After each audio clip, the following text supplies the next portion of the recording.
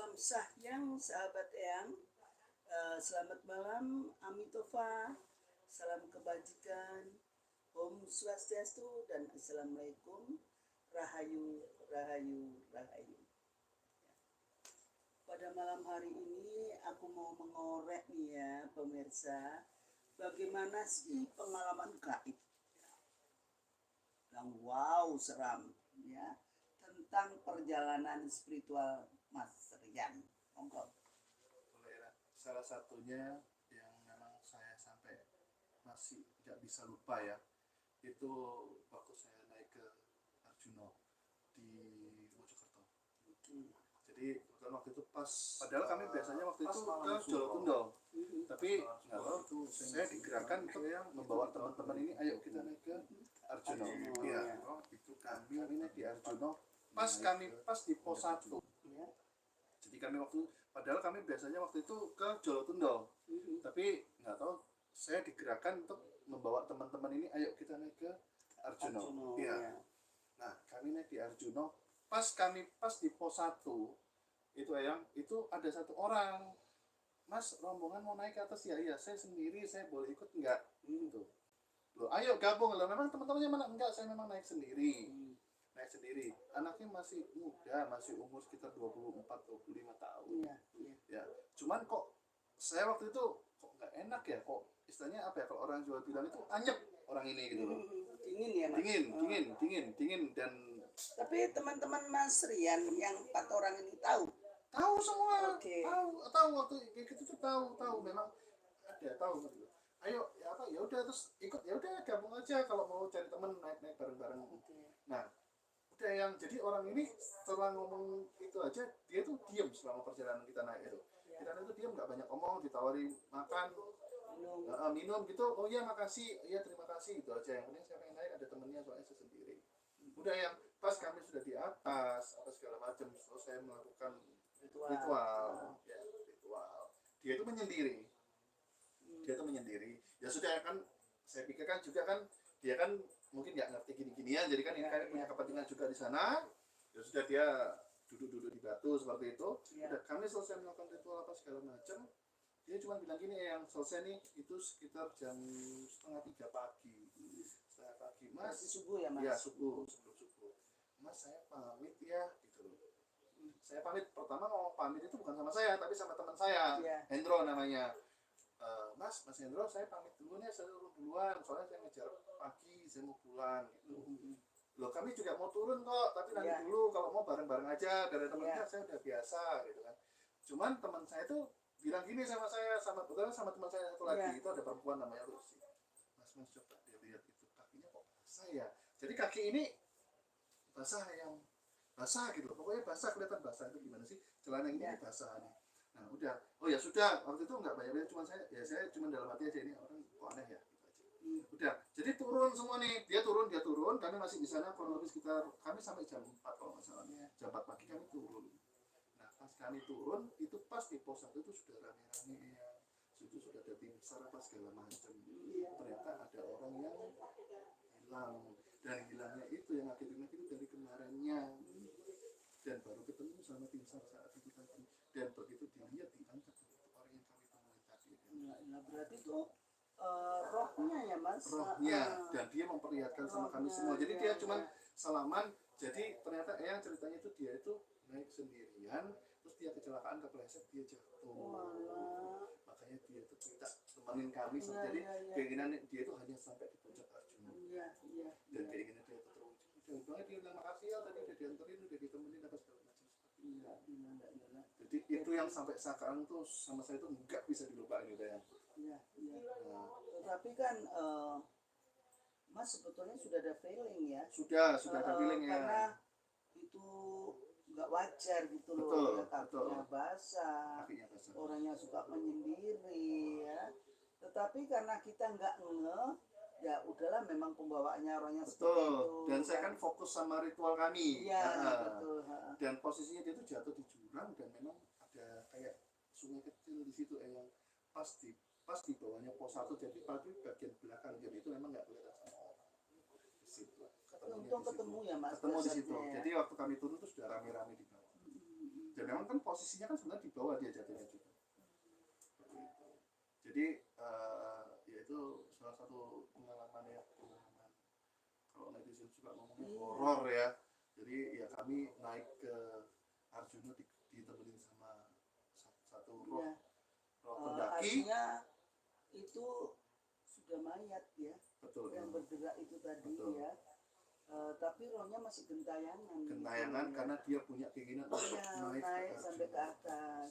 Tapi alhamdulillah kan Mas sampai ke atas tercapai kan? Iya, sampai di atas.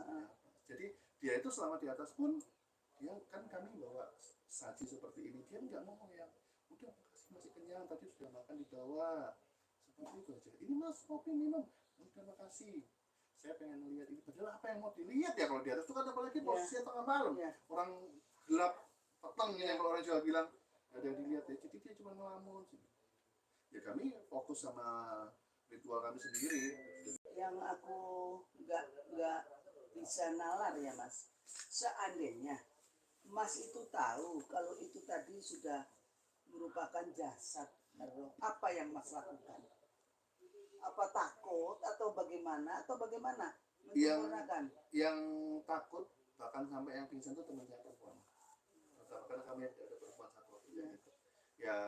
Saya mendoakan pastinya yang membantu menyempurnakan, dan saya juga bicara sama rohnya beliau waktu dia meninggal almarhum, ya udah keinginan sudah tercapai, sekarang udah yang tenang, jadi bisa pulang ke tempat yang seharusnya saat ini, seperti itu ya. Jadi dan waktu itu juga cukup ramai sampai dimuat di koran setempat juga, di media setempat tentang kejadian. Terus cerita ini nggak diangkat Mas dengan media di media setempat ya, diangkat. Namanya siapa Mas, masih ingat?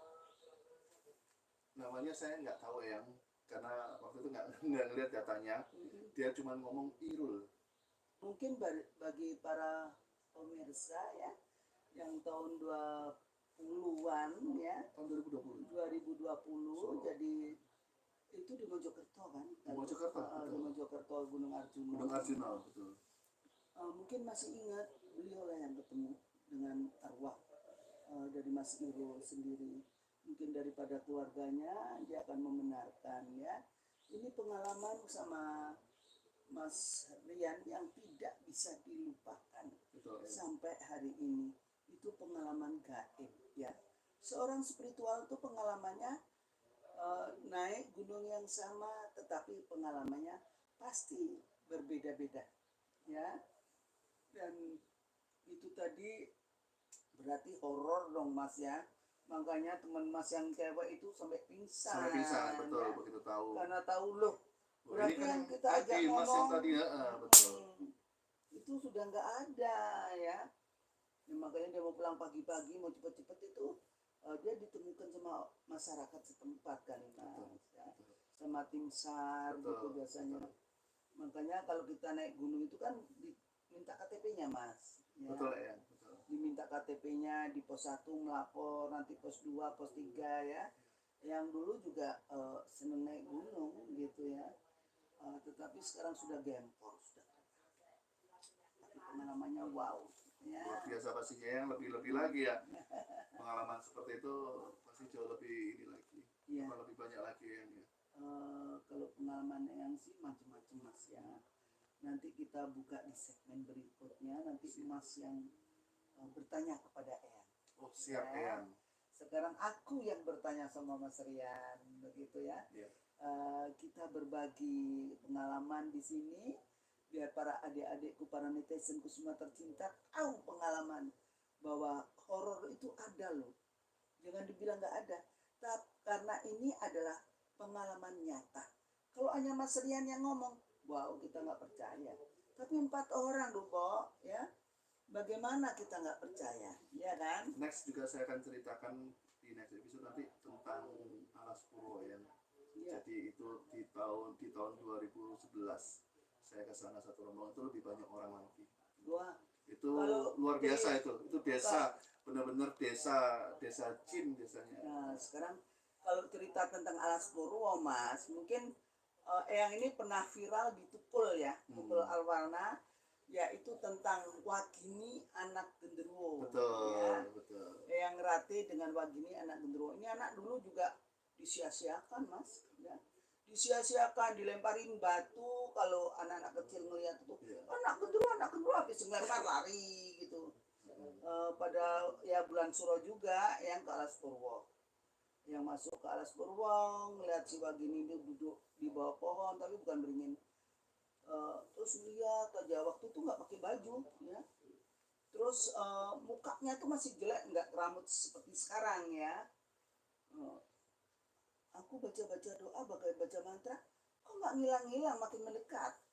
Terus megangin aku. Nah, orang-orang pada iki nanti siluman ular atau apa, karena di dalam hutan, ya. Jadi rasa takut itu ada Mas, gitu. Terus mungkin biar jadi misteri kali ya kalau diceritain sekarang. Iya. Nanti di episode berikutnya. Tapi kan sudah viral di Tukul. Kalau itu ya sudah viral, betul. Ya sama Iya, sama Wagini. Itu udah viral, itu jadi anak angkatnya Eyang Rate.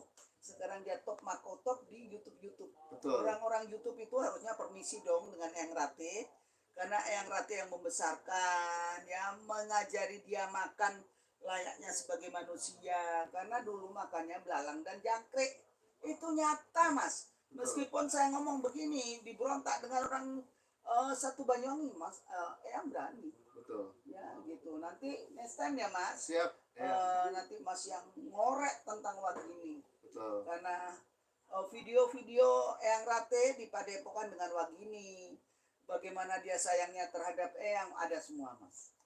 Ya, jadi itu sangat luar biasa. Pokoknya kita itu penuh dengan cerita-cerita horor sebagai paranormal, ya. Apalagi yang sesepuh, ya, udah makan asam garam kalau kayak begitu. Padahal dulu Mas, waktu aku kecil, tidur itu takut kalau sendiri. Terus biasanya melek malam. Kalau adikku belum udah tidur, aku melek-melekkan gini matanya. Mungkin sekarang ini adikku ada yang lihat, pasti ya kurang ajar itu. Kalau dia enggak mau melek, besok paginya kan di rumah itu meskipun ada pembantu, tapi orang tua kami mengajarkan yang masak bagianku, yang cuci piring, yang bersih-bersih adikku, terus yang ada cuci baju sama setrika adikku lagi gitu. Jadi kita memang dididik, ya, untuk mandiri, enggak dengan pembantu semuanya. Pembantu itu hanya untuk ibu dan bapak, ya, seperti itu. Makanya kita itu meskipun sudah tua apa kita biasa gesit, nggak tergantung sama orang. Meskipun Eyang gempor begini kata orang-orang, ya Eyang semangat ya, panjang umur ya, Eyang sehat ya, iya. Kepinginanku ya aku bisa jalan Mas, karena hatiku tuh menggebu-gebu, kalau orang jalan enak ya, ternyata orang jalan tuh enak banget sayang. Jangan mengalami kayak Eyang, ya. Itu keinginan Eyang, semoga para netizenku yang tercinta mendoakan Eyang agar Eyang cepat bisa jalan seperti itu. Ya, sama-sama kita doain ya, biar Eyang diberi rezeki yang besar, amin, yang banyak supaya bisa melakukan operasi. operasi biar Eyang bisa naik gunung lagi. Iya, tapi kalau udah tua begini enggak kali Mas. Ya.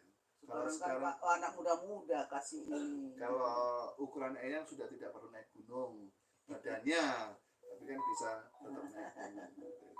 Namanya itu ilmu sapit angin. Betul. Atau kalau bahasa kerennya semacam ilmu makrifat ya, atau rohus sukmo.